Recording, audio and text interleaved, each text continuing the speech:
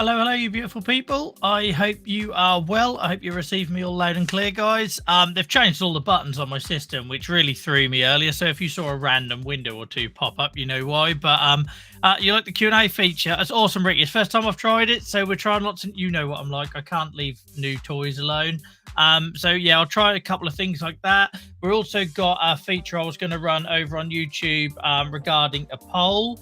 So we'll give that a go now as well, just to show you that men can multitask. So basically, guys, if you are here for the first time, hello, welcome to the Chronic Pain Club talk show, where we are here pretty much every Sunday night of the year, subject to health of both myself and the guests, where we don't just talk about chronic pain. It's essentially a platform to share your stories, to get more people's experiences, lived experiences seen and heard. So obviously we get lots on here around autoimmune disease because that's the field I kind of operate in. But basically people that are doing amazing things, whether they be people with lived experience, caregivers, advocates, campaigners, activists, etc. We are also trying to branch out into getting some organizations on. So watch this space. We're going to have some organizations come on soon and share their experiences, and basically, you know, how they try to support people. So I'm thinking things like patient orgs, stuff like that. So yes, I hope you're well, guys. If it is also your first time here, first of all, please say hello in the chat. We're a friendly bunch. We have the interview here, guys, and that obviously is the main meat in the sandwich, if you like, for want of a better term I can't think of. But we are essentially here every week for the community, the peer support community we have. The guys you can also find over in our Discord, which you'll be able to get a link from that from looking on whatever channel platform you're looking on. Look at the links and you'll find it there. You might also find that our lovely community mods put a link as well in chat. But we're going out live over on YouTube, LinkedIn, Twitter, and Facebook. But if you want to carry on the conversation while the interview is going on, guys, because chat will be hid off screen at the moment. You can see that we've got the wonderful Simon watching from LinkedIn, and we've got people like Snuffle, welcoming Snuffle on YouTube. But the chat gets hidden when we start the interview, and you will only see the chat messages from the platform you're on. So if you're watching on my Facebook page, you will only see in the comments the people that are commenting on Facebook. So if you want to be part of the conversation throughout the evening, throughout the sort of one and a half hour show, please head over to our YouTube channel, where you will be able to carry on that conversation. And I will feature the best comments and questions, guys, on screen. So please do get involved. You know, the peer support thing is the main driver behind what we do here. Obviously, it's really important that we create a stage for people to share their experiences, but the way that people support each other on the show is the really special thing that we're doing here on a Sunday night. And you'll also see over in our YouTube channel at the moment that we are running a poll to see if anyone be interested in us restreaming these, the reruns, the recordings of these at a different time slot, because we now have the option to do that. You know, I'm going far too hard and deep in my commitment and investment to this. But we can now do this at different times. So we know that the people in our Discord, we've got people from sort of Australia, New Zealand in there that have said they'd love to join, but maybe the timing isn't right. If you are watching this back, or you're with us live and very tired and there's some ungodly hour where you are, and you would like to see us do reruns at different times of the day to suit different regions so we can reach more people, please let me know either in the chat or via email, Discord, social media, the usual places. Let me see if I can actually end this poll now. I've created all these new fancy things. I don't know if I can actually end it, but thank you for those that have done that. Welcome in, Kevin. I hope you're well. Good to see you. I'm not sure if you've been with us before, Kevin, or if not in chat, but if you haven't, hello for and welcome in. If you have, and I've forgotten, sorry, brain fog. Let's just everything that goes wrong on a show. We there we go. There we are. I can't say the word blame. We'll put that down to brain fog as well. That's a nice. That's one of the perks of having a chronic illness. So yeah, let me just get chat's having a bit of a wobble there at the moment on screen. Let me just reload that for you guys. So yeah, welcome in, guys. I hope you're well. Thank you for making all the new people in chat feel welcome, guys. Please do let us know in the in chat what's going on with you. You know, we will be talking soon to our awesome guest. But please carry on that conversation, whatever platform you're working on.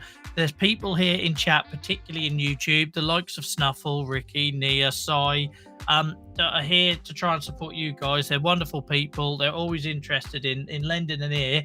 So we might be talking about one story in a minute with the interview, but don't feel like you can't share your experiences in chat, whether it's related or not. We are here as a peer support community.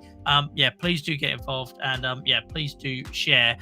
That would be awesome. So guys, before I bring our guest in, has anyone got anything to tell me? How's your weekends been, guys? Are you looking forward to Monday? Are you dreading it? One of the reasons I do this on a Sunday night is because I'm like a high school kid on Sunday nights. I start dreading, I start worrying about if I'm going to get enough sleep, if I'm going to have a high pain day, am I going to be able to face Monday, etc., etc. So one of the reasons we do the Sunday evening slot here on UK time is for my own personal selfish reasons, and it helps distract me from what's around the corner, and hopefully then I don't waste so much energy worrying about things that are not within my control. So how about you guys? You looking forward to your next week? Anything exciting to share with the community?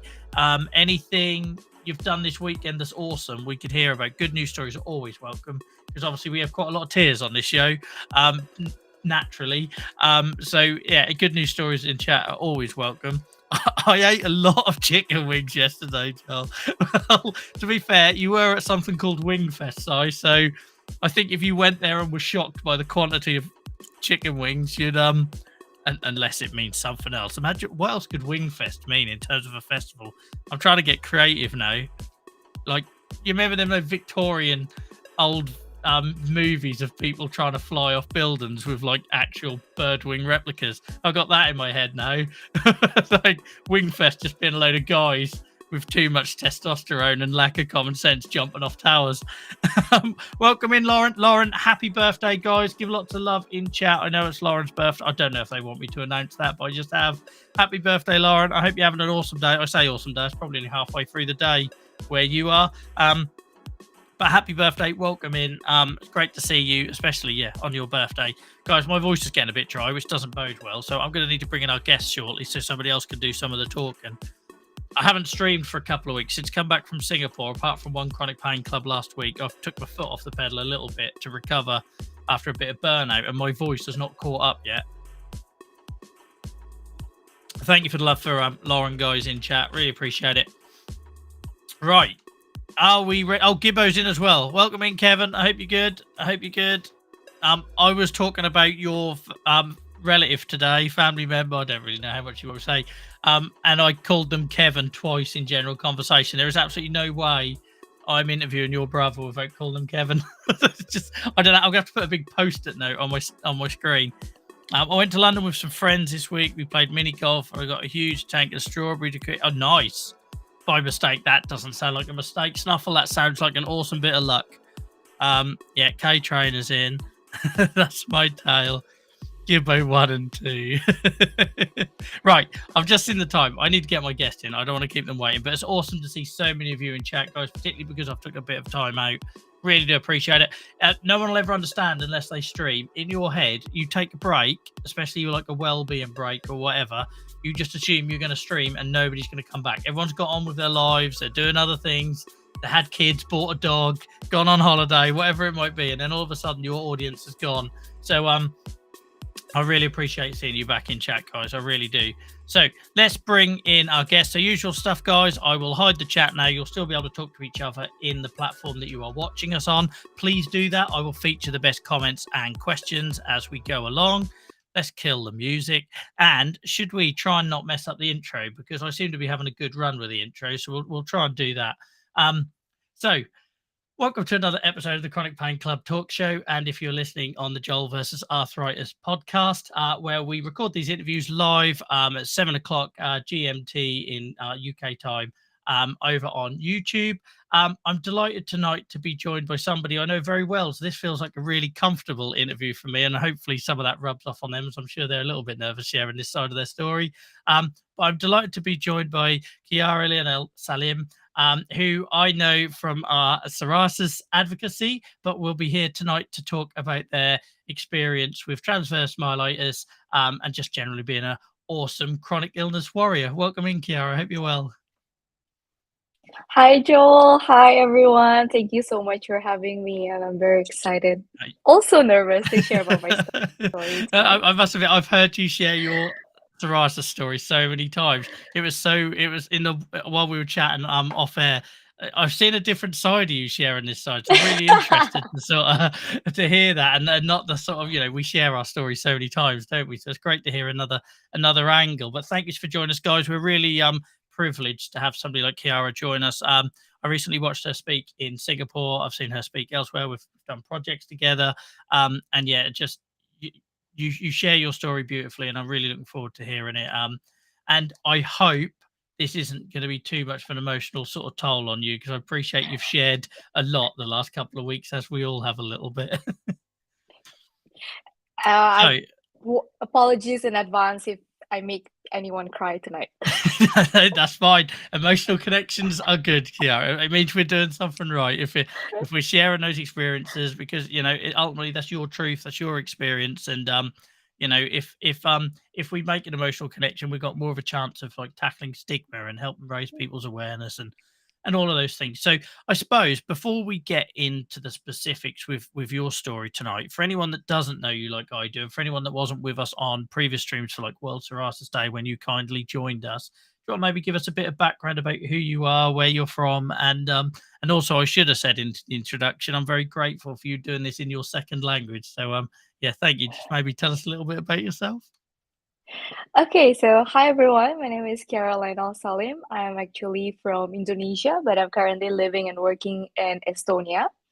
And then I am, for my full-time job, I work as a growth analyst, but my side job, like Joel, I'm a psoriasis advocate, a chronic illness advocate. I am building the psoriasis organizations in Indonesia, my home country, and also working alongside Joel as an IFPA ambassador.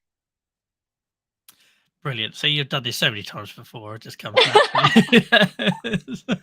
So, like I say, we've talked about your psoriasis experience, and the question in my head is straight away saying, how does all that travel impact your condition? But I suppose we'll come on to that a little bit. So I suppose before we get into your personal experience, for anyone that doesn't know what transverse myelitis is, do you want to maybe explain that? And feel free to go into as much detail as you are comfortable with, because I know it's not one that's come up before specifically on this show. Okay. I'm going to read it just so I don't mess it up, like the definitions in English, so it's not going to be confusing. So transverse myelitis is a neurological disorder caused by inflammation of the spinal cord, the part of the central nervous system that sends impulses from the brain to the nerves in the body. And the spinal cord also carries sensory information back to the brain. And in our nerves cell fibers, there's actually something that codes it called myelin. And so in transverse myelitis, this myelin, the one that coats our nerve fibers, are the one that gets damaged.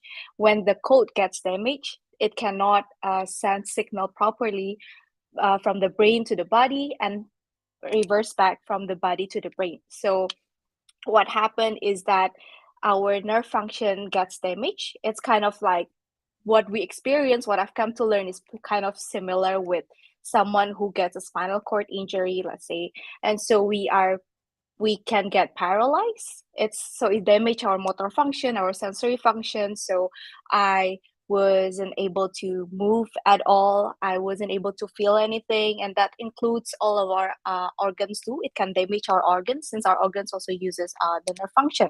One of it is one of the most common one is our bladder and bowel dysfunction. So the segment of the spinal cord at which the damage occurs determines which parts of the body are affected, because each segment of our spinal cord correlates to certain parts of our body. So the damage at one segment will affect the function at that level and below. So let's say the segment in our neck, the C1 until C5, I believe, if it gets damaged there, it will paralyze the person. It will damage the nerve of the person from the upper body, from the arm until the legs. So that determines in which part of our body gets affected by the transverse myelitis. And if you ask me what the causes, it really varies, and you can't exactly tell most of the time. So a lot of cases are considered idiopathic, but some of the cases has underlying conditions like multiple sclerosis or NMOSD, neuromyelitic optical disorder. And then it can also be from vaccines like flu vaccines and other kind of vaccines, bacterial infection. Even some people got it just after having a flu, and then suddenly it just goes haywire into a transverse myelitis. But yeah, it can also be the underlying causes from other autoimmune conditions like lupus, for example. So there are tests to help learn what are the underlying causes, but sometimes it's just considered idiopathic. But yeah, and I guess one of another fact is that 1/3 of the cases do not recover at all. 1/3 of the cases partially recover, and 1/3 of the other cases are able to fully recover. So it's kind of like a gamble. The medications that are available are just to reduce and get rid of the inflammation on the spinal cord, but you cannot guarantee or make the nerves functions to come back. It's just afterwards, it's just depending on your body to just recover and see how it goes. Wow, I had no idea the odds were sort of that there was that much of a lottery when we last spoke about this. So yeah, that really puts it in perspective, and maybe something we can circle back to ask about how that feels when you're in that moment. But see, guys, I told you she was a brilliant speaker because you could have been a doctor. I'd have taken anything you prescribed in them sort of 5-10 minutes you're explaining that. I think I was so convincing. So thank you for sharing. It really gives me an understanding because I know bits and pieces, and I think where I used to get confused between the two conditions because it's come up before in some stuff I've had been tested for in the past and that's like, I don't know, it feels like as a layman there's like a lot of crossover with MS, multiple sclerosis, and I didn't really understand the difference. So yeah, I really appreciate the explanation, and yeah, spoken like a true professional. Thank you. So I suppose, yeah, let's start unpicking a little bit about your experience with it. So when did you first encounter it, like right back to sort of first symptoms, I suppose? The first time I encountered it was actually back when I was just 13 years old, back in high school, no, junior high school. So I just finished my seventh grade, and it happened very fast within a few hours. So I was on school holiday, thankfully, so I didn't need to skip school or anything. So I suddenly just had this very uncomfortable dull ache on my upper back that we thought at first it was just like, oh, I didn't sleep properly last night because my cousins had a sleepover, so we were just crammed in one bed because we didn't want to split our beds. But uh, consecutively, progressively, after in a few hours, it just become like this burning, very painful pins and needles kind of pain in my upper back, and I was just trying to do anything to ease the pain. I was just laying down, asking help to do any massage, putting some kind of like lotions or anything to help to make it better. Ended up falling asleep for a bit because I was just exhausted from feeling all the pain. When I woke up, I couldn't move or feel anything from my belly button downwards. That was just in a few hours, like 2 hours. So within the 5 hours from the start of the dull ache to getting paralyzed, it was just 5 hours. So it was concluded as an acute transverse myelitis because it happened so fast. And Can I say that must have been absolutely terrified, like in yeah, such a short yes, span.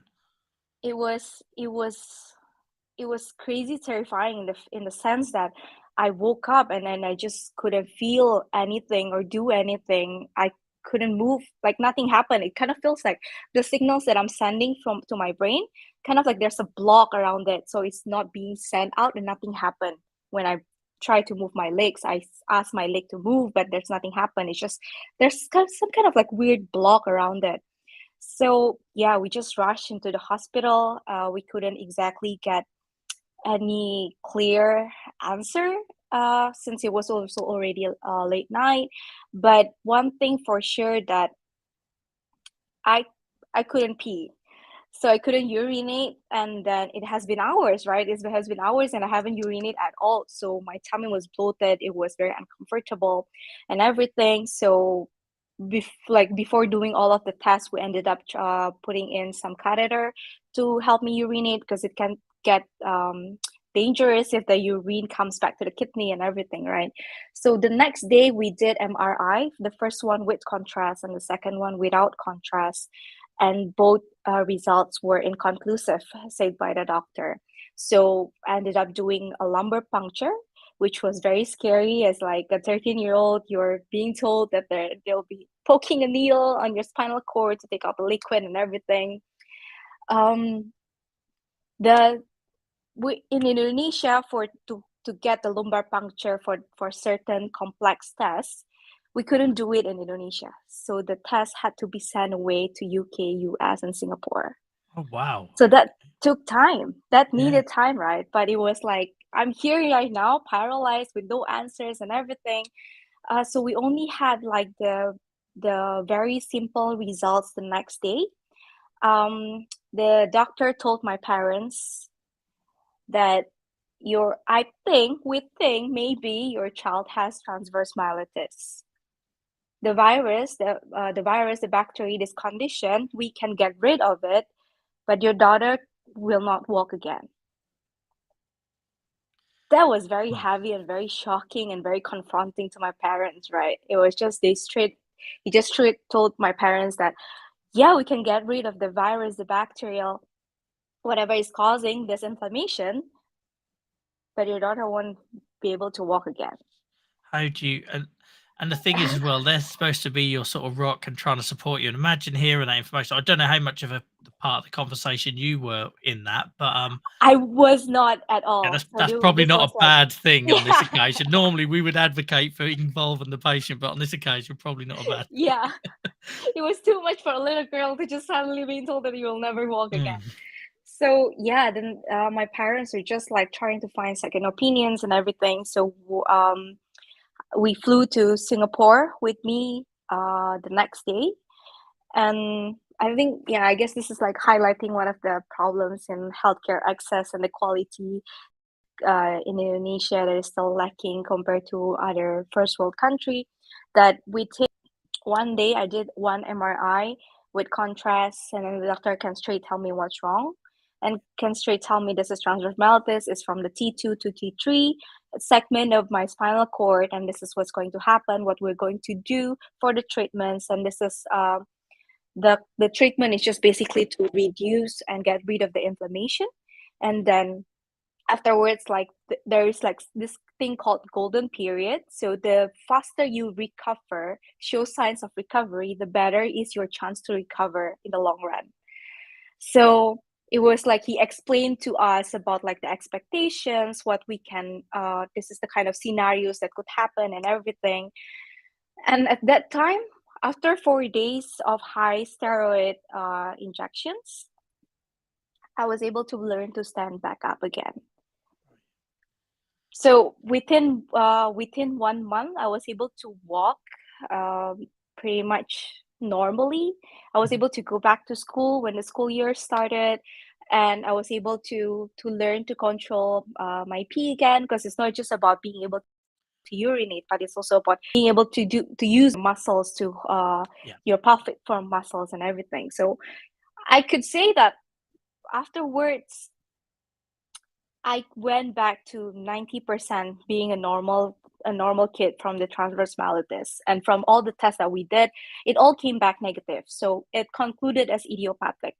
And it being idiopathic, the chance for it to recur is very, very small. So none of us think about it being able to like, oh, happen again or anything. And then yeah, until 9 years later. Yeah, and we'll come on to that. I've got Yeah. so many questions about Yes, just yes. like I always getting hung up on is like as a parent, just thinking about how your parents would take that information, and because I imagine you're there and you've got this mixed emotion of fear and probably frustration trying to get your body to do things, but it doesn't. But obviously, we're quite adaptable and resilient when we're younger. That's not so much the case when we're older. And just yeah, my head is swimming. So like, how did that like? That how did obviously you had lots of restrictions there in terms of like your regional medical availability and delays and things like that. And I suppose in some respects you got quite lucky in that you got answers quite quickly and they obviously targeted it. Yeah. But yeah, I suppose I want to know a little bit about more how you were feeling, just like you're laying there and you're paralyzed from that far down. And I don't know, I just what was sort of some of the things you were feeling back then, if you don't mind going back there to that place? Actually, before this interview, I was asking myself that, like back then, during the first occurrence, what was I feeling? I don't know if it was very traumatic to the point that I nothing came up in my mind about like what was I feeling. But at the same time, I think it was that I was overwhelmingly a very positive person, especially since 2008. Uh, since a few years back, I first got psoriasis, and so I had no other choice in order to be able to still live. That I have to look at this in a more positive mindset, and I think it helps also to have parents who always try to look at this also from the brighter perspective. So it was kind of like more towards like an upbeat, hopeful experience, I guess, because I was surrounded by so much support from my family, first and foremost. And then I think most things that I was feeling was more on, first I was bored out of my mind because I couldn't do anything else. Like I was chained to the bed all the time. I couldn't do anything on my own. And then the second one was the one that I remember most was when you keep on taking out the catheter every week. When we took out the catheter every week, I was asked to try out pee on my own, but nothing happened. At that moment was like the heaviest part was just thinking that, oh my God, I'm a 13-year-old girl and I can't even pee on my own. I felt like it was more towards like shame. I felt very stupid, like this is something that I should be able to do, but I couldn't. But for us as a kid, I couldn't fully comprehend that it's not actually my fault, that this is just a condition that that comes with it, right? So it was more towards I felt more uh down moments from that process of not being able to urinate compared to the other stuff. Yeah. Yeah, and I think that's a really important point, and I think for anyone sort of listening to this when sort of thinking about lived experience and what patients want, like from what we do in our advocacy work, because we tend to look at these experiences with our experienced or adult hats on, don't we? And think, I'm sitting here and I'm thinking, oh, the most traumatic thing must have been your parents or the fact that you were paralyzed. But actually, as a 13-year-old girl, what mattered to you was the not being able to urinate and the catheter and everything else. So I think that's why it's really important that we ask these questions to understand at them moments in time what matters to that person, that they're part of their life journey. Yeah. Oh, that actually reminded me that I wanted so bad to go back home from Singapore because my best friend was having a birthday party. At that moment, I was just like so desperate, like I'll just go there with a wheelchair or anything. I was just like, I want to go home and I want to see my friends. I want to celebrate her birthday and everything. But I actually got there the day before. I couldn't make myself to go the next day because I was so embarrassed to just go blast in the restaurant where using a wheelchair with a catheter bag. How am I supposed to do that, right? I was just like, no, this is like, no, I can't do it. I was just filled with shame about like how I look. People would just keep staring at me because I think not a most memorable part was that I went to airport, but I had to sit in a wheelchair going up and down the plane. It was through the stairs instead of like the trunk. So I was carried up and down the stairs of the airplane, the steep one, on a wheelchair. Those kind of things are the one that it's just like, oh my God, I felt so much shame that people would just keep staring at me. Like there's just like, what is wrong with this little girl and everything, right? And so yeah, even when the school started, I actually still needed crutches. But I was so ashamed to wear crutches, even though all my friends know what I'm going through. But then I feel like I still feel that shameful feeling. Like I don't want to be attracting attention because not everyone in the school knows. I will see as like this not capable kid and everything, right? So I actually ditched my crutches since the first day of school. My mom was just panicking, knowing that when my driver go back home and just like, why is the crutches here? Yeah. I don't know. She's still wearing crutches. She's just like daring to go into the school, take all those stairs with her bags and everything with crutches on, without crutches. And I'm like, but I guess that in a good side, that shameful feeling pushes me to push for recovery, I guess. And let's say But yeah. it's just a really good it's worth exploring that how your perceptions change of different times of your sort of life journey, Yeah. like I say, and your priorities. Because I know when I Yeah. was a kid with my condition, I did some really stupid things because I was worried about appearances, or Yeah. that sort of thing that I would never do now. And I think that's why it's really important to involve people and their experiences of those times, because otherwise you have a load of adults in a room trying to decide how to care for people, and they're not sort of factoring in what matters to the person. So thank you for sharing that. Really, really do Yeah. appreciate it.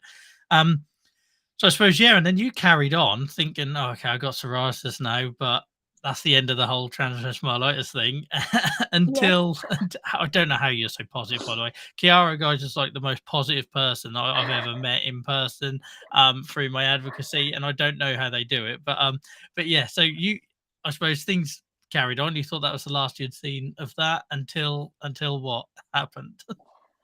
Oh, I know it happened also suddenly out of nowhere. It was September 2021. And it started rather than having it progress through a day, I actually have it like in a week this time. So it was more towards like I started feeling soreness. I felt like it was more towards soreness on my upper back. So I was like thinking, oh, maybe I was working too much. It was pandemic era. We're just like sitting down at home in front of the laptops. That's all we do. We're not going out and everything. So maybe it's just like soreness. So I just have some massage and everything with a massage gun, trying to help to ease like the soreness, right? But then it kind of like progressive. Like I woke up one night at 2 a.m., as I remember, suddenly with a sudden sharp pain in my upper back. And so I also had psoriatic arthritis starting 2015 but particularly on my knees, and then I started biologic injections, so it was pretty much control. It only like started to I only had several symptoms, not yet a full-blown arthritis. So at that time, at that night, I was trying to like move my body and everything, stretch here, stretch there, and I felt better. So I was like thinking, I think this is one of the symptoms of arthritis, right? We were in a one positions for too long, but especially sleeping, so it gets really stiff and it becomes painful and uncomfortable, but when we move again it gets better. So I was like thinking, what if I have a spondyloarthritis? Because my mom's older brother has ankylosing spondylitis. Yeah. So it runs in the family, like ankylosing spondylitis, and I have psoriatic arthritis. What if this is the spondyloarthritis, right? Yeah. So it lasted for quite a while, for like around 2 to 3 hours. I couldn't lay down because it was so painful. I was just trying to find a comfortable positions, and I ended up being able to sleep on my front, so I didn't lay down on my back after a few hours, and then the next morning it just felt like nothing happened. So, okay, that was weird. And the next night it happened again. So I was just trying to find some doctors to see on to talk about if this is the possibility of the spondyloarthritis. I went to see one. In the back of my mind, there was a questions if this is transverse myelitis, because you know maybe our subconscious mind is smarter than us, but also Yeah. at the same time, it's just like it's been 9 years, like, and the chance for it to recur is very very small. But I asked the doctor. Then we did a lot of like X-rays and testing and stuff. It was just I threw the questions at him that, do you think this is my arthritis spreading, or this is my transverse myelitis possibility coming back? At that time he was just like, no, I think this is your arthritis. He gave me a lot of vitamins injections and everything, and then he said like afterwards, I think tomorrow for like a few days you will feel a little bit numbness and uncomfortable feeling in your body, because especially that the vitamins was a direct injections instead of tablets that I took. So the next day in the morning it happened again, but this time it was really really bad. It was like the burning sensations on my upper back, pins and needles, nothing helps. I was very very desperate of some reliefs because it was just too painful. Moving and anything that used to help a few days before, it didn't work at all. I don't have any painkillers on me anymore because I haven't had any arthritis pain for years. So it was all expired. But then I found one of my mom's painkiller and I just took it because I was just very desperate. But I took it on an empty stomach. So after a while, I just puke everything out, and my parents heard me puking out. They woke up, they came to my room, they were trying to help to find some other reliefs and everything. But after a few hours, they woke up after like 2 hours. Then when I puke, and then just in a short amount of time, when they were like trying to find other medications and everything, they went out of my room. I was squatting down, trying to hold in the pain. I was just like focusing on my breathing and everything. I started to feel the numbness, like I'm losing control of my lower body. I'm losing control of the sense that I have on my lower body. So I just lay down on the floor. I called my parents. They were just like, it's happening all over again. And this time it was even higher up. It was not just from my belly button, but it was from my diaphragm level. So it goes further up. And back then in 2012, when it first happened, I was told that you are lucky that the paralyzations didn't happen to your upper body, because it also affects the organ. One of it is it can slow down the heart and the lungs, right? So it can be very life-threatening. So I was just like thinking there, laying down. I felt like the paralyzations like just slowly keep coming up, and I was just like, oh shit. Is this going to happen until like my upper body? And is this it? Am I going to die at that time? Funnily enough, I was just like thinking, but if I'm going to die, and my life is not flashing before my eyes. I was thinking about that. It was such a stupid moment. I was just like, but my life is not flashing before my eyes. So I was just trying to think about my life So recently. even in that Will I regret moment, if you're I'm finding positives. That's just typical Chiara right there. I know. I was just thinking about that. I was just like, oh, if I really do die now, will I regret about my life and everything? It was just at that moment, I think one of the profound realizations that this condition gave me was just like, no, I actually will not regret, even though there's a lot of things that maybe I haven't do, but up to that point, I have done everything that I can. I've given my best every day to just live a better life each day. So yeah, it happened. Thankfully, it didn't go further up to my lungs and everything. It stopped at my diaphragm level, and then yeah, it all happened again. But I thought at first that I knew what was going to happen, right? Because I've been here before. I know what to do. We know what to do. We know what to expect. We know what the treatment that needs to be done. I know how the recovery was, right? Okay, 1 month I can just walk back again, right? So I can do this. It's fine. Everything I'm is not good. sure I can I'd just be go to sitting the there thinking hospital. it's fine when I'm paralyzed from like nearly the chest down, but But I mean, it was that's just the like, difference between our outlook. okay, it already happened. What else am I supposed to do? I'm just like, okay, we can do this. 1 month, we can walk back again. But turns out it was just much more complex, much more complicated than the one in 2012. Yeah. Yeah, and before we get on to the recovery bit and everything, just like the bits that really stick out to me is one, I feel like it's really cruel that onset in a different way, because in theory, like with an arthritis flare, or I can only talk about what I can relate it to, you learn by experience and you're better for it. And the Yeah. fact that it developed in a different way just feels really cruel that it didn't give you the opportunity to prepare more for what was coming. And then the other bit that I just cannot get my head around with your condition is that paralysis onset just seems so crazily quick. You know what I mean? Just the thought that you Yeah. can feel it like a way. Yeah. That terror. I'm getting Yeah. anxiety listening to the story, let alone live. Because I reach a point in my pain where I talk about it being like my panic room and I feel trapped. I cannot imagine being in that place where you can feel paralysis coming on like that and not knowing where it stops. Like, could you talk a little bit more about, like, obviously you're a very upbeat person, but that must be terrifying. I can't get my head around it. I can't.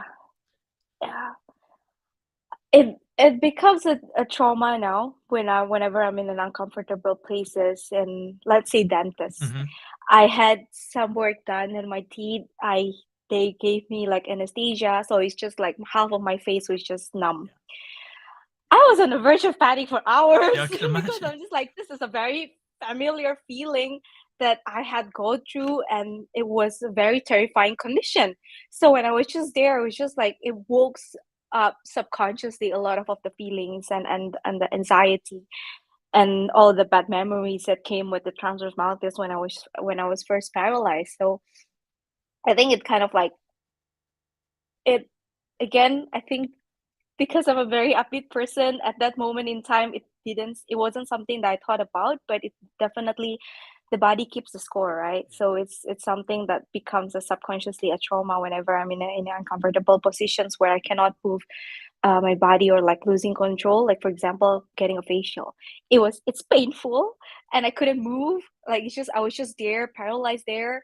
So those kind of moments definitely brings up all of the traumatic feeling in my body, that just like an impending panic that wants to come out. But I guess thankfully also that I have learned a lot of like self-awareness, self-compassion and everything, so I can talk to myself throughout that process, in like processing the emotions real time, so that I don't get panic, but it's still a very uncomfortable and a very draining experience every time to just relieve that trauma.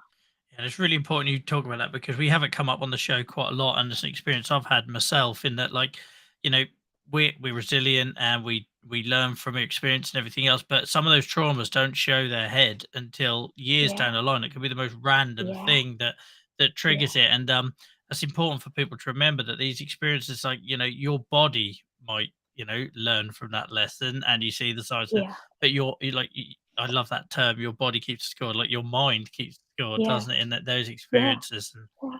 yeah, I never thought about what it must be like going to things like the dentist and that, where you actually do have to have those experiences induced almost. Yeah, so I had to do my other half of my teeth. I still haven't done it. Yeah, So like, I yeah, don't blame so you it's at all. still I there. don't think anyone could give you a hard time for that, Chiara, given what you've been through. So, so yeah, that all sounds terrifying. Even though you tell it in a very sort of like rational, sort of like, I'm going to work through this kind of way. But obviously, we're getting the impression there that it wasn't so straightforward, and it didn't take a few days or weeks to overcome. So, what was the next step? Because clearly you knew what you were dealing with by that point, and it kind of answered all those Yeah. other questions you had about potential other causes. Yeah. So, what did those next sort of few days and weeks look like? So I went into the hospital knowing that this is transverse myelitis, but need further confirmation from the MRI. And at this time around, but I was still had that uh pain in my upper back constantly. So I was just begging my parents to just like, okay, just take me to any hospital before we find any good doctors, because I'm desperate for some real painkillers, because I was just it's just it really exhausts you to just always be in constant pain, right? I'm sure you really relate to that.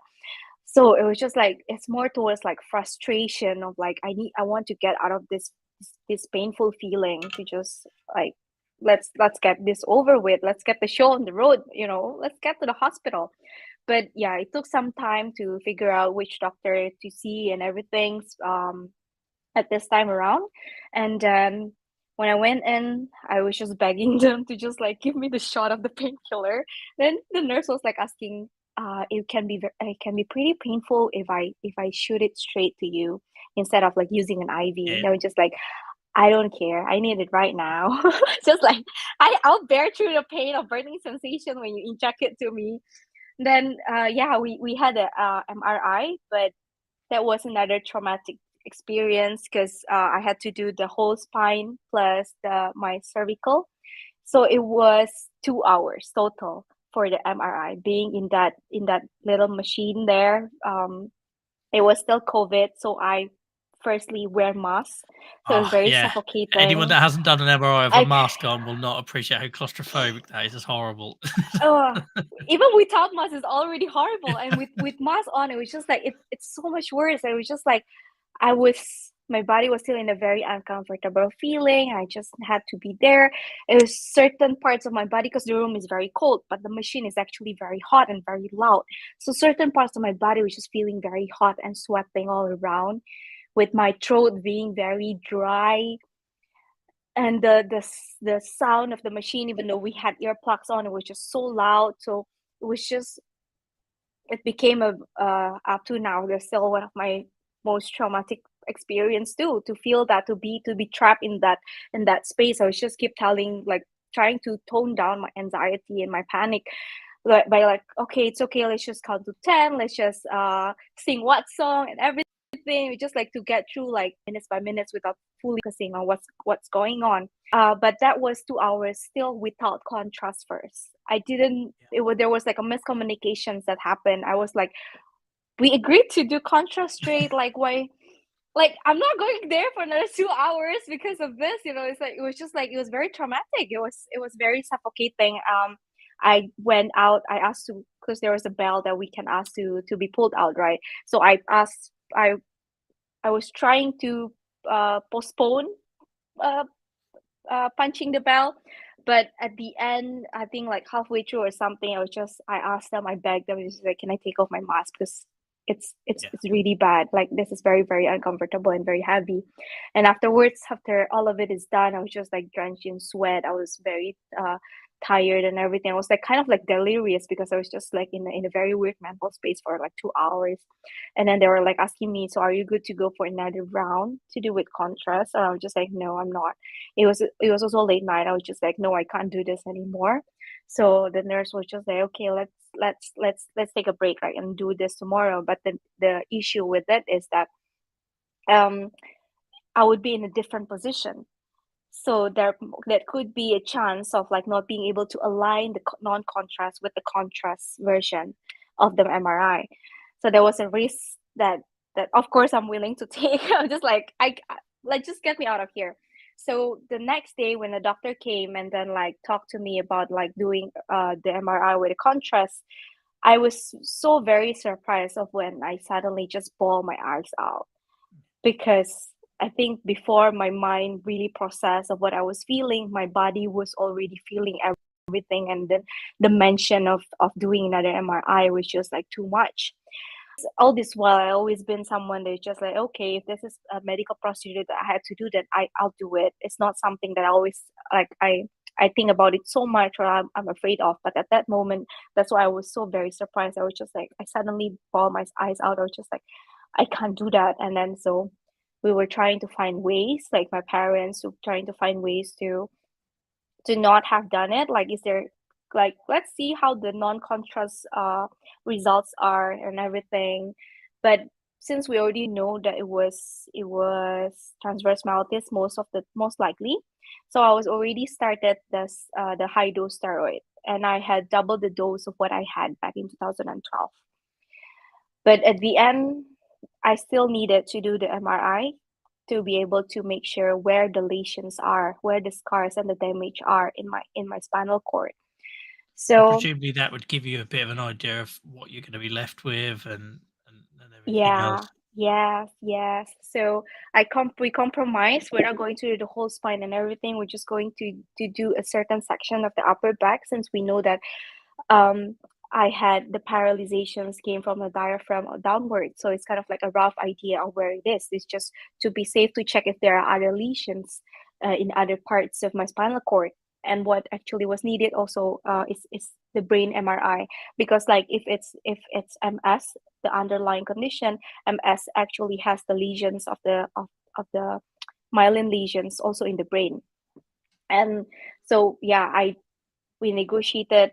I I agreed on just doing the upper back of my spinal cord, and I'll take anxiety meds, so I'll sleep, or like at least I'll be hazy, so I wouldn't be fully focused or awake on for the process. So I did that, done and dusted. I also did the lumbar puncture again this time. I think one of the good part was the fact that I was paralyzed until my diaphragm, so I couldn't really feel when they Yeah. do. I've had one of those, and I've never sweat so much in my life. It was a horrific experience. I It's absolutely hated it. yeah, And trying to get somebody yeah. with arthritis to bring their knees up that high is just physically impossible. And in the back of your mind, you're just thinking, you are putting a needle between my vertebrae. I'm terrified. Yeah, it's horrible. Yes. I had 9 poke until the liquid came out. Yeah. Oh, yes, it But makes my skin yeah. crawl reliving that. And yeah, oh god. But okay, that was done. I started doing the steroid injections, the steroid dose, 1,000 milligram a day, which was a lot. And in the next day, my left thumb actually started to be able to move. So there was progress, but only my left leg. My right leg didn't show any signs of recovery yet. And after like 4 days of that high dose steroid, there's nothing further showing signs of recovery. So that was really, really bad. Like, I mean, comparing to the previously 4 days, I was able to already stand up. So there was like a really big difference. And then I couldn't keep on taking this much of high dose steroid. And then in the hospital that I was on, the professor insisted to just skip all the other treatments and try stem cell instead. But again, I live in a third world country, so everything comes out of our pockets or company insurance. And stem cell is like more towards research, so it's not covered at all. So it's something that we need to pay out of our own pocket, and stem cell is very, very expensive and it's still on research. It's not like an official medication treatment for transverse myelitis yet. So there was like a lot of gamble, and the professor was just talking to me like, you're still young, you still have your brain that you can live on and do things, you can still live your life because you don't like. He's just basically telling me that it's okay if I'm not going to be able to walk and move again because I still have my brain and I can still do things. It was like, What a horrible way of. Yeah, I know they've got to have that conversation and grease those wheels at some point, but you've got to also give hope. yeah, it was just like straight up, like keep telling. I was just like, are you trying to tell me that I should start accepting that I'm not going to walk again? Because he keeps mentioning like, you're still young, you're smart, you still have your brain. What's that supposed to mean? But yeah, I ended up moving hospital to do another treatment. It's called immunoglobulin, IVIG. So there's three types of treatments for transverse myelitis: the steroid, IVIG, and plasmapheresis. And the plasmapheresis machine in Jakarta, I think there's only three of them, and it's being rotated between hospitals.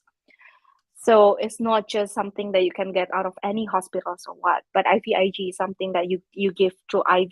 And thank God it's after the Delta wave of COVID, because this medication was actually part that saved lives people from the Delta COVID. So at that time, the medication was available. We did that. Still after 4 days, there's no progression on my right leg. So it was I think the longer it goes on, it was like the bigger the uncertainty that we had to face, specifically me and my dad, because it was still COVID. So only my dad, one person can stay with me in the hospital. So me and my dad shared a lot of like heart to heart emotional moments of like, there's like this unspoken possibility of like, there's nothing that we can there's no one that can guarantee what kind of recovery journey that I can be on, if my right leg would be able to progress or what. Like I said earlier, there's like this golden period of like, you have to be able to, the better it is for you to recover as much as possible in the beginning of the journey, so you can have a bigger chance of fully recovering. So at that moment, which is like a big question of like, what's going to happen next. At the 5th day of my IVIG, the last day, there was a small movement from my right leg, but it was still nothing compared to my left leg. So the question was like to continue doing the treatment, like finding ways to get to the plasmapheresis, the other options, the last options, or to just wait and see, because nerve recovery also really takes time. It's not something you can rush. It's even slower than growing a hair, apparently, like rebuilding the cell nerves. So at that point, my dad was like putting it up to me, but I was just like, no, I can't do this anymore. I just want to go home. So at that point, I was just like, let's just go home and wait, because plasmapheresis is even like something, you need to put a tube here in your neck and everything. Like, it's like taking your blood out, putting another liquid inside your body and everything. I was just like, I don't think I have the capacity or mental space to bear through that, especially after like the 2 weeks long of being in the hospital, facing the uncertainty and everything. And it's not just the uncertainty, but we just like, I can't even move my body from on the bed, right? I can't even move to the side. if my leg is hitting something like on an uncomfortable positions, I can't even like like sit down to move my own leg because I was paralyzed from the diaphragm downwards, so I couldn't sit down. Sitting down, I can't even cough or sneeze. I cannot eat while sitting down because that means like when you eat and sitting down, you need your abdomen to breathe, but I don't have any muscles working in my abdomen, so there was just like a lot of restrictions, a lot of still a lot of pain.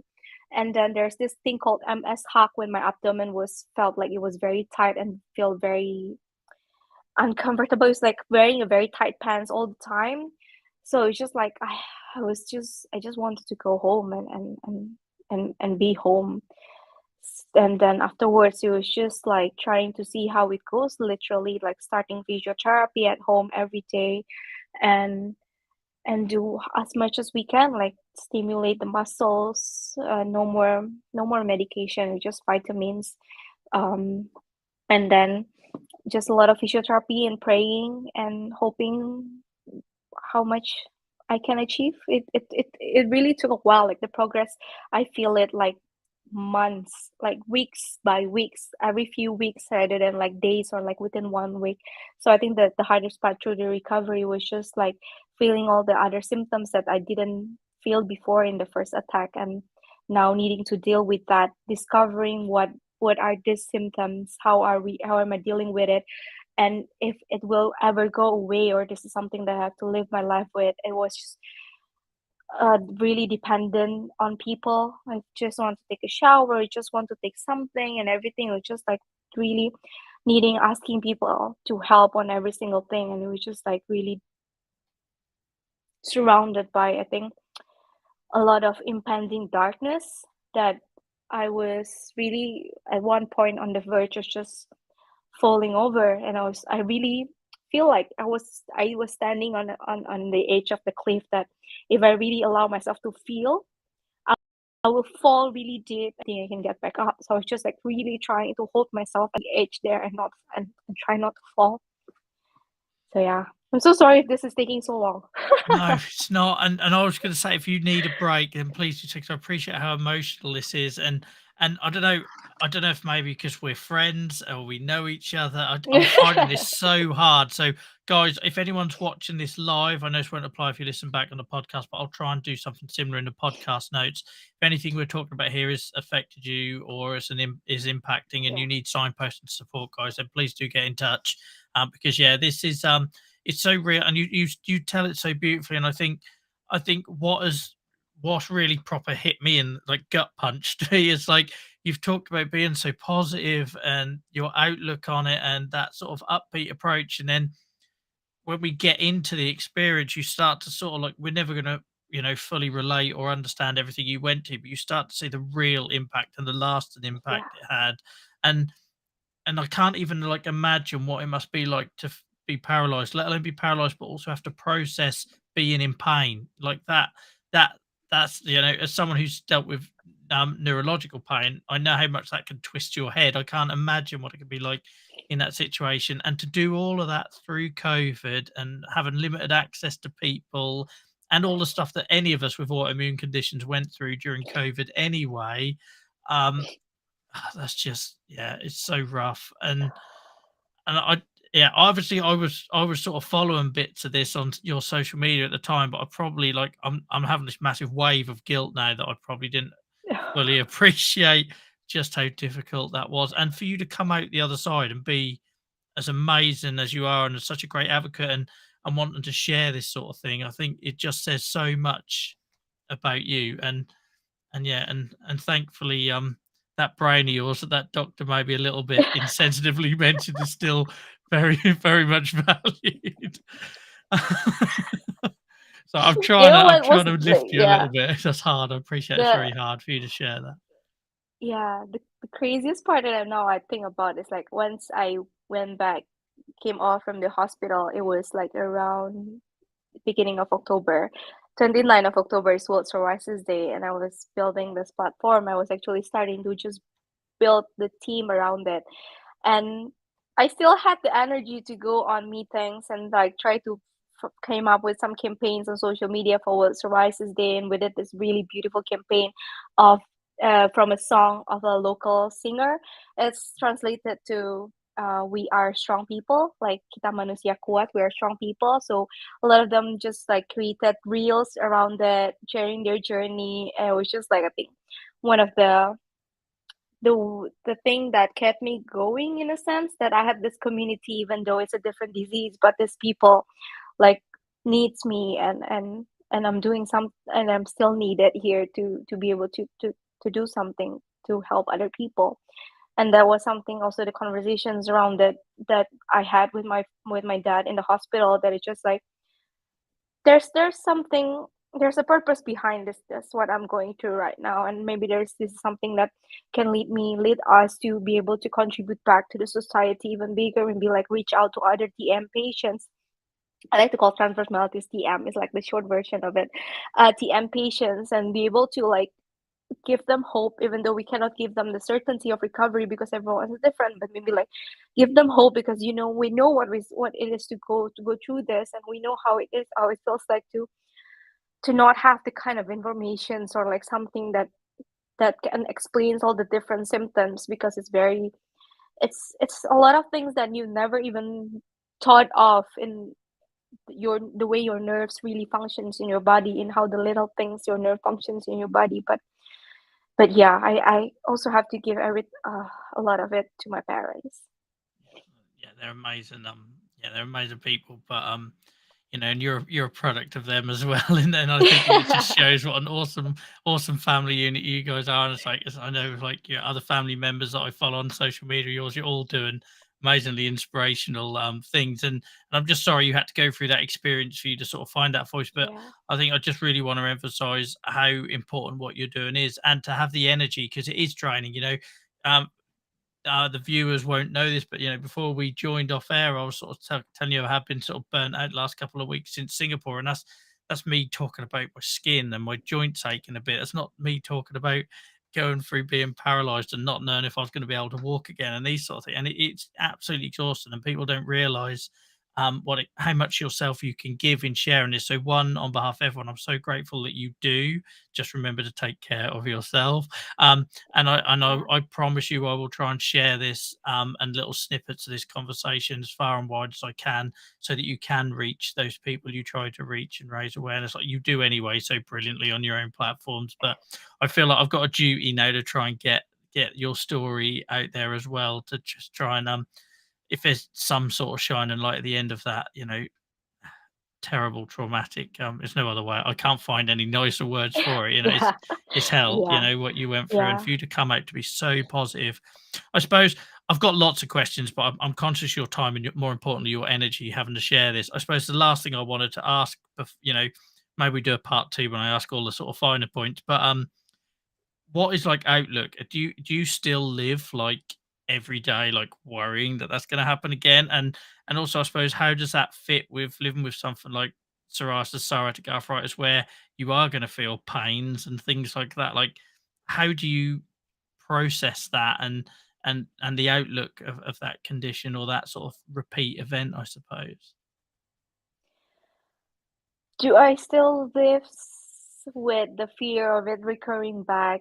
Yeah, somewhat. Yeah, it is in the back of my mind, in a way that, because this time around the test, one of it's leading towards like I might have lupus, and this is the thing that is causing my TM for the second time. It's not a full official diagnostic yet, but the test is showing in that direction. So it's kind of like, now it hits a little bit, no, a little bit. It hits much harder this time around of having the TM. That this is something that I will leave as a part of me for the rest of my life, because, and even until now, it's after like almost 2 years now. I'm still trying to fight for recovery. I'm still like only 70% recovered, I would say. I still live with limitations. Thankfully, I can live my life now.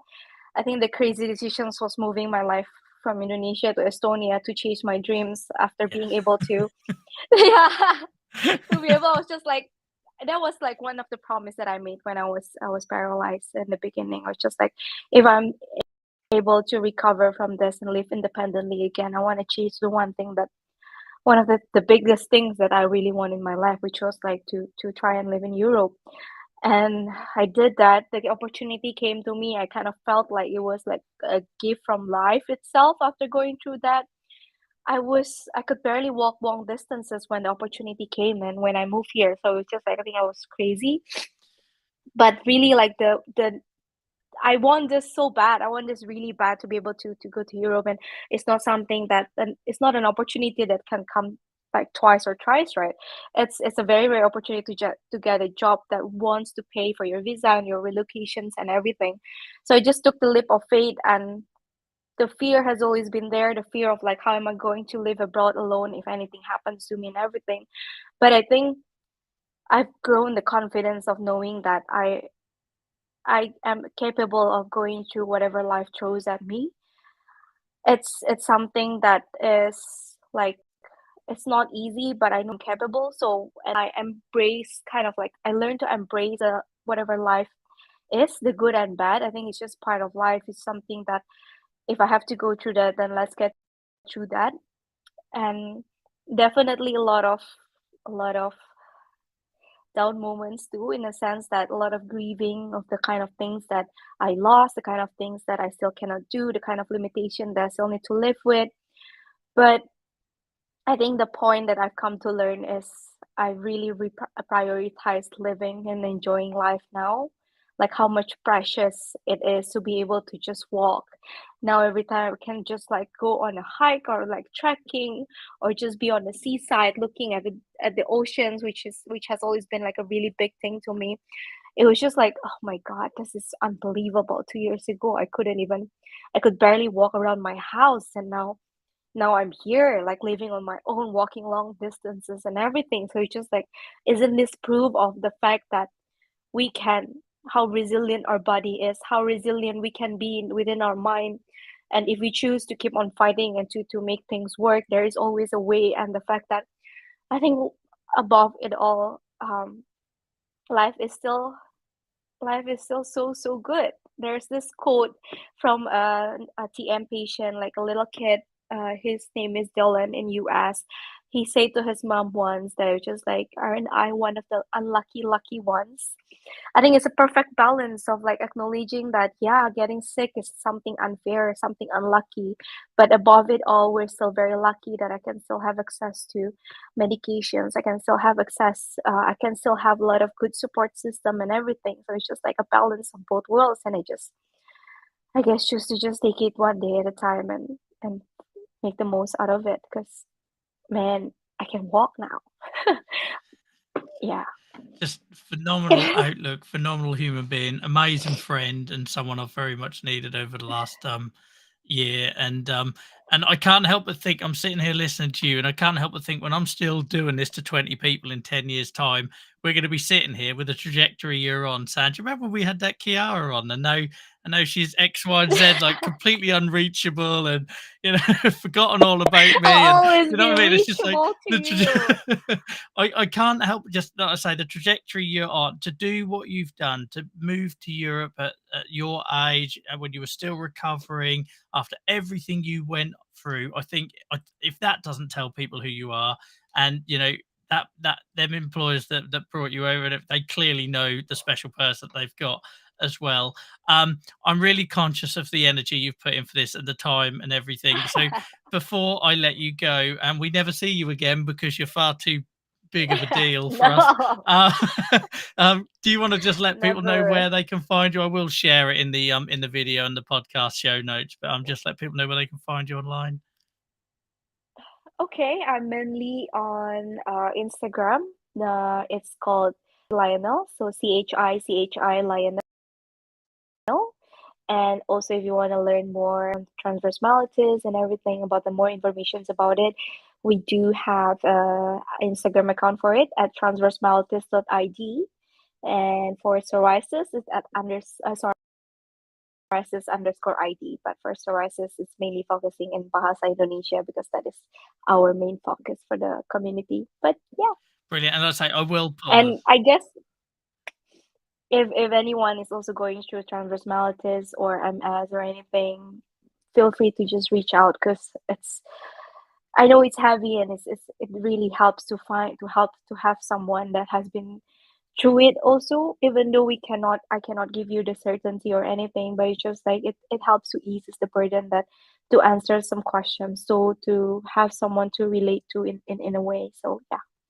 That's really kind of you. And like I said earlier on in the show, just keep looking after you as well, because you're a special person. But we need to make sure that we give a lot, don't we, where we share our stories, and we do it happily. But just make sure you're looking after you as well, amongst all that you're doing for the great, Yeah. amazing things for other people. So Chiara, thank you so much for joining us.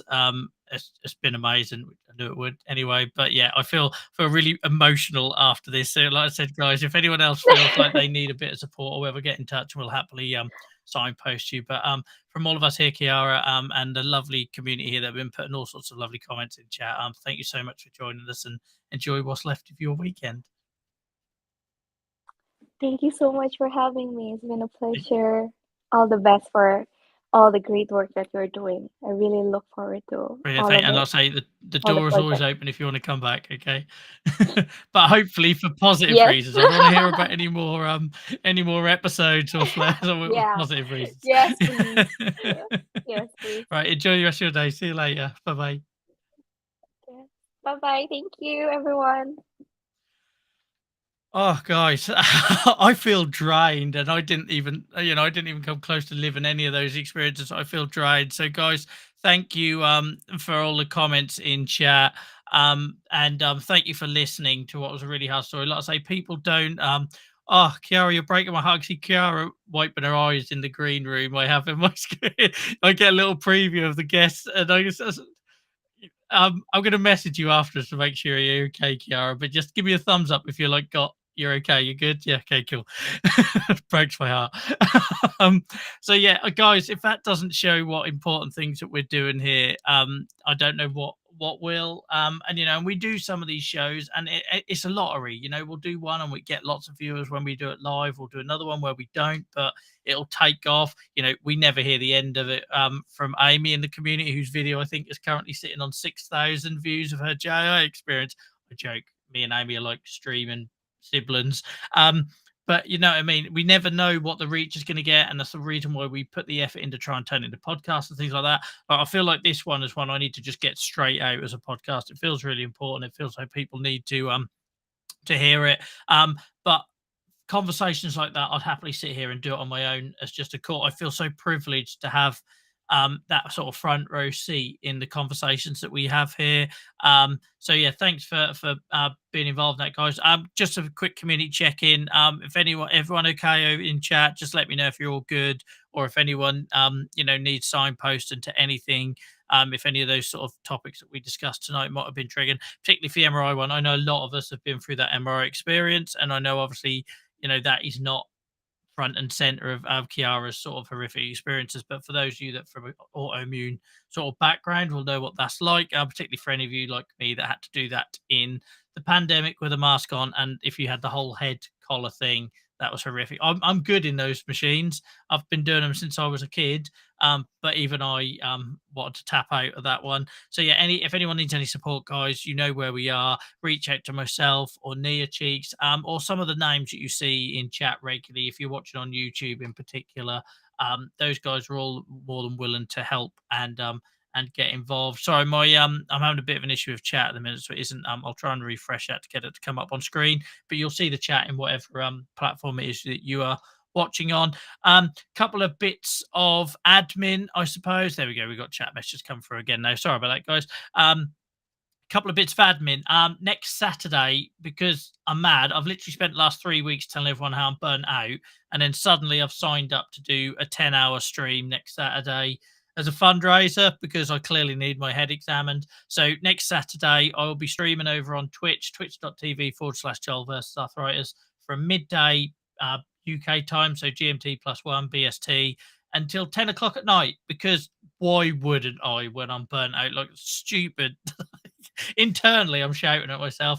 But yeah, somebody reached out and asked if I'd help with that event, and it's one that's close to my heart because for those of you that don't know, we'll talk about it in a lot of detail on Saturday. I lived with what I thought was AS since I was 14 years old. I was given the big talk about how I was going to have spinal fusion and lose my mobility and probably have a humpback and all these sort of things. I appreciate maybe humpback isn't the right technical term now, but that was the language that was used to me as a kid. And then I got into my mid-20s, got covered in psoriasis, and they decided it was psoriatic arthritis, and everyone moved on like it didn't matter. But for 10, 12 years of my life, I lived thinking I had ankylosing spondylitis. So I can relate to how it feels, even though I didn't actually live with it. So I'd like to give something back. So from next Saturday, 5th of August, from midday until 10 p.m. We'll be doing Minecraft. I'll probably do a bit of Fall Guys and stuff like that to break it up. Snuffle, I'm so glad you will, mate. I'm going to need people to talk to. It'll be the longest stream I've ever done. We've only ever done 8-hour streams. And you'll always get a dead hour in there where people go for lunch or have a bit of a break or get sick of hearing my voice. God knows I get sick of hearing my voice.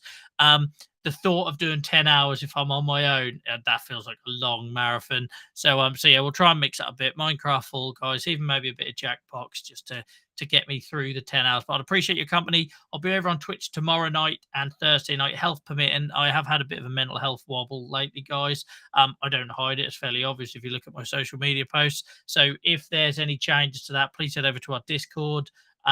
Because yeah, I wasn't great on Thursday and Friday. My mood seems to be improving now. It certainly improves talking to people like Chiara and hearing their experience. I feel very, very lucky and privileged.